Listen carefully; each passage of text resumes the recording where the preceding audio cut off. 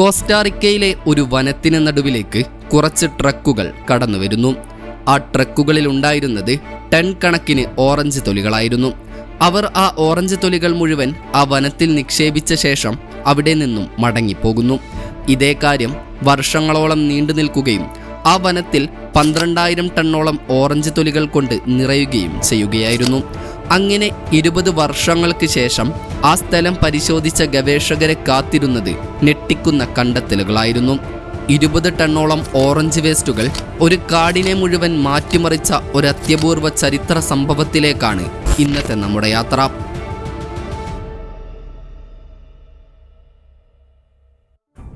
പ്രകൃതിയുടെ ദൃശ്യവിരുന്നുകൊണ്ട് അനുഗ്രഹീതമായ ഒരു രാജ്യമാണ് അമേരിക്കയിലെ കോസ്റ്റാറിക്ക. പച്ചപ്പിനാലും സമുദ്രത്തിനാലും കോസ്റ്റാറിക്ക സമ്പന്നമാണെങ്കിലും ഇവിടെയുള്ള ചില പ്രദേശങ്ങൾ മരങ്ങളും പച്ചപ്പുമില്ലാതെ തരിശായി കിടക്കുന്ന അവസ്ഥയിലായിരുന്നു. 1990കളുടെ കാലങ്ങളിൽ അത്തരത്തിലുള്ള ഒരു പ്രദേശമായിരുന്നു ഗ്വാനാക്കാസ് കൺസർവേഷൻ ഏരിയയിലെ ഒരു ഭാഗം. നൂറ്റാണ്ടുകളായി ഇവിടെ കന്നുകാലികൾ മേഞ്ഞു നടന്ന കാരണത്താൽ ഈ പ്രദേശത്തുള്ള മണ്ണിൻ്റെ പോഷക ഗുണങ്ങൾ നഷ്ടപ്പെട്ട് ഇവിടെ മരങ്ങളോ ചെടികളോ ഒന്നും വളരാത്ത അവസ്ഥയിലാവുകയായിരുന്നു. കൂടാതെ ഇവിടെ ജരാഗുവ എന്ന ഒരു തരം ആഫ്രിക്കൻ പുല്ലുകൾ തഴച്ചു വളരുകയും ചെയ്തിരുന്നു. ഈ പുല്ലുകൾ വളരുന്ന പ്രദേശങ്ങളിൽ മറ്റു ചെടികളും മരങ്ങളുമൊക്കെ വളരുകയില്ല എന്നതാണ് പ്രധാന പ്രശ്നം. ഇത്തരത്തിൽ ഈ പ്രദേശം വർഷങ്ങളോളം ഒരു തരിശു ഭൂമിയായി പച്ചപ്പില്ലാതെ കിടക്കുകയായിരുന്നു. എന്നാൽ ആ സമയത്താണ് ഡാനിയൽ ജാൻസൺ, വിന്നി ഹോൾവാക്സ് എന്നീ 2 എക്കോളജിസ്റ്റുകൾ ഈ പ്രദേശത്തെ നിരീക്ഷിക്കുകയും അവർ വളരെ വിചിത്രമായ ഒരാശയം മുന്നോട്ട് വയ്ക്കുകയും ചെയ്യുന്നത്. പെൻസിൽവാനിയ യൂണിവേഴ്സിറ്റിയിലെ 2 റിസർച്ചേഴ്സുകളായിരുന്നു ഡാനിയൽ ജാൻസണും വിന്നി ഹോൾവാക്സും. ഇരുവരും കോസ്റ്റാറിക്കയിലെ തരിശായി കിടക്കുന്ന ട്രോപ്പിക്കൽ ഫോറസ്റ്റുകൾ റീസ്റ്റോർ ചെയ്യാനുള്ള മാർഗങ്ങൾ പഠിക്കുന്നതിലായിരുന്നു വർഷങ്ങളോളം സമയം ചിലവഴിച്ചിരുന്നത്. അങ്ങനെയിരിക്കെയാണ് അവർ ഗ്വാനാക്കാസ്റ്റിലെ തരിശായി കിടക്കുന്ന ഭൂമി പഴയതുപോലെ പച്ചപ്പാക്കിയെടുക്കാൻ ഒരു മാർഗം കണ്ടെത്തിയത്. അതിനായി അവർ ഈ പ്രദേശത്തിനടുത്തായി സ്ഥിതി ചെയ്യുന്ന ഡെൽ ഓറോ എന്ന ഓറഞ്ച് ജ്യൂസുകൾ നിർമ്മിക്കുന്ന ഒരു കമ്പനിയിലേക്കാണ് പോയത്. ശേഷം അവർ ആ കമ്പനിയുമായി ഒരു ഉടമ്പടിയിലെത്തി.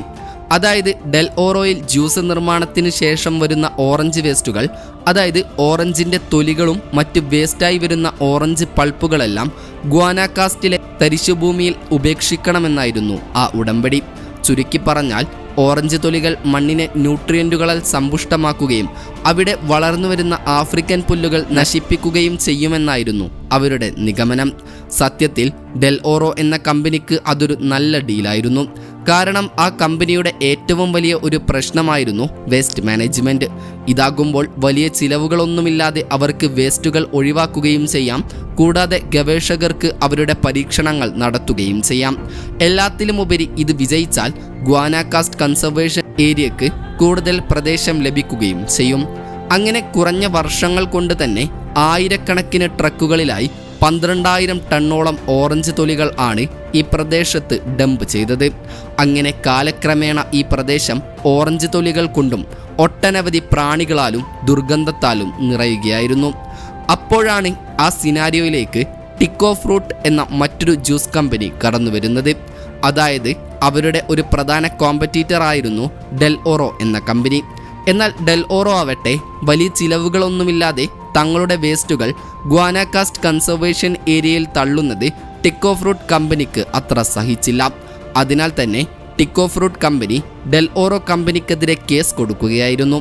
ഗ്വാനാക്കാസ്റ്റിൽ തള്ളുന്ന ഓറഞ്ച് വേസ്റ്റുകളിൽ ടോക്സിക് കെമിക്കൽസ് അടങ്ങിയിട്ടുണ്ടെന്നും ഇത് അവിടെയുള്ള മണ്ണിനെയും പുഴകളെയും മലിനമാക്കുന്നു എന്നതായിരുന്നു അവരുടെ വാദം. താമസിയാതെ ഈ വിഷയം മീഡിയ ഏറ്റെടുക്കുകയും ജനങ്ങളും ഈ പ്രൊജക്റ്റിനെതിരെ തിരിയുകയായിരുന്നു. പക്ഷേ പല എൻവിറോൺമെൻറ്റ് ഗ്രൂപ്പുകളും ഈ പ്രൊജക്റ്റിനെ അനുകൂലിച്ചെങ്കിലും ലക്ഷക്കണക്കിന് രൂപ കൊടുത്തായിരുന്നു ഡെൽ ഓറോ ഈ കേസ് വാദിച്ചിരുന്നത്. എന്നാൽ കോസ്റ്റാറിക്കൻ സുപ്രീം കോർട്ട് ഈ പ്രൊജക്റ്റിനെതിരായി വിധിക്കുകയും ഈ പ്രൊജക്റ്റ് ഷട്ട് ഡൗൺ ചെയ്യാൻ നിർദ്ദേശിക്കുകയുമായിരുന്നു.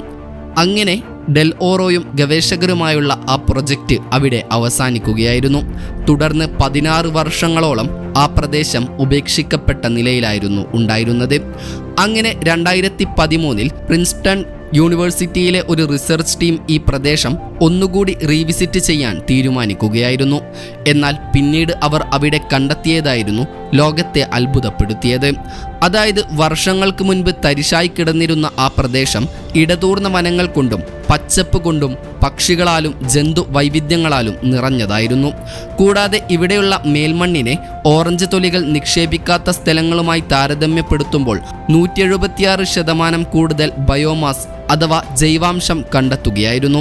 എന്നാലും ഓറഞ്ച് തൊലികൾ എങ്ങനെയാണ് ഒരു പ്രദേശം വീണ്ടും കാടാക്കി മാറ്റിയത് എന്നായിരിക്കും നിങ്ങൾ ചിന്തിക്കുന്നത്. സത്യത്തിൽ അവിടെ എന്താണ് സംഭവിച്ചത് എന്നതിൻ്റെ എക്സാക്റ്റ് മെക്കാനിസം ഗവേഷകർക്ക് കണ്ടെത്താൻ ഇതുവരെ കഴിഞ്ഞിട്ടില്ല എന്നതാണ് സത്യം. എങ്കിലും ഗവേഷകർ ചില തിയറികൾ ഇതിനെ സംബന്ധിച്ച് മുന്നോട്ട് വച്ചിട്ടുണ്ട്. ഒന്നാമതായി, ഓറഞ്ച് വേസ്റ്റുകൾ മണ്ണിൽ ന്യൂട്രിയൻസുകൾക്ക് കാരണമാവുകയും ഇത് സസ്യങ്ങൾ വളരാനും മറ്റും അനുകൂല സാഹചര്യങ്ങൾ സൃഷ്ടിക്കുകയുമായിരുന്നു.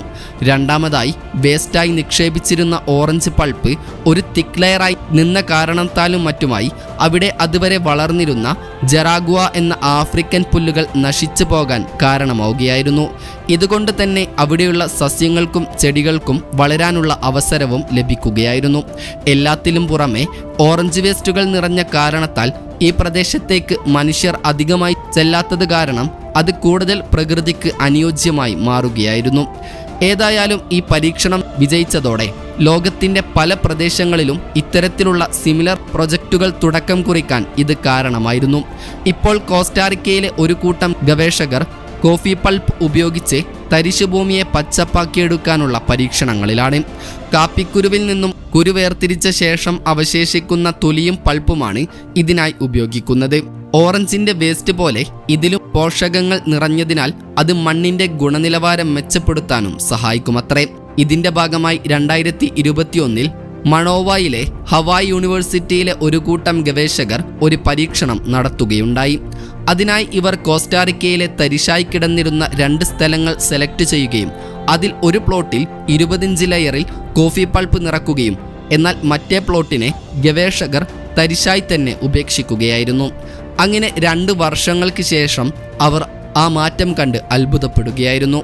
അതായത് കോഫി പൾപ്പ് നിറച്ച പ്രദേശത്ത് സസ്യങ്ങളും മരങ്ങളും ചെടികളുമെല്ലാം വളർന്നിരുന്നു. കൂടാതെ അവിടെയുള്ള മണ്ണ് പോഷക സമ്പുഷ്ടവുമായിരുന്നു. എന്നാൽ ഇതിന് നേർവിപരീതമായി വെറുതെ തരിശായി ഉപേക്ഷിച്ച സ്ഥലത്ത് വലിയ മാറ്റങ്ങളൊന്നും ഉണ്ടായിരുന്നില്ല. കൂടാതെ വെറും 20% മരങ്ങൾ മാത്രമാണ് അവിടെ അവശേഷിച്ചിരുന്നത്. അതിനാൽ തന്നെ കോഫി പൾപ്പ് ഉപയോഗിച്ച് കൂടുതൽ വനങ്ങളെ വീണ്ടും ജീവിപ്പിക്കാൻ കഴിയുമെന്നാണ് ഗവേഷകർ പ്രതീക്ഷിക്കുന്നത്. കൂടാതെ ഇത്തരത്തിൽ മറ്റു പഴവർഗ്ഗങ്ങൾ ഉപയോഗിച്ചുള്ള പരീക്ഷണങ്ങളും നടക്കുന്നുണ്ട്. ഏതായാലും ഇതിനെക്കുറിച്ചുള്ള നിങ്ങളുടെ അഭിപ്രായങ്ങൾ കമൻറ്റ് ചെയ്യാൻ മറക്കരുത്. അപ്പോൾ മറ്റൊരു ഇൻഫോർമേറ്റീവായ വീഡിയോയുമായി വരുന്നതുവരെ ഗുഡ് ബൈ.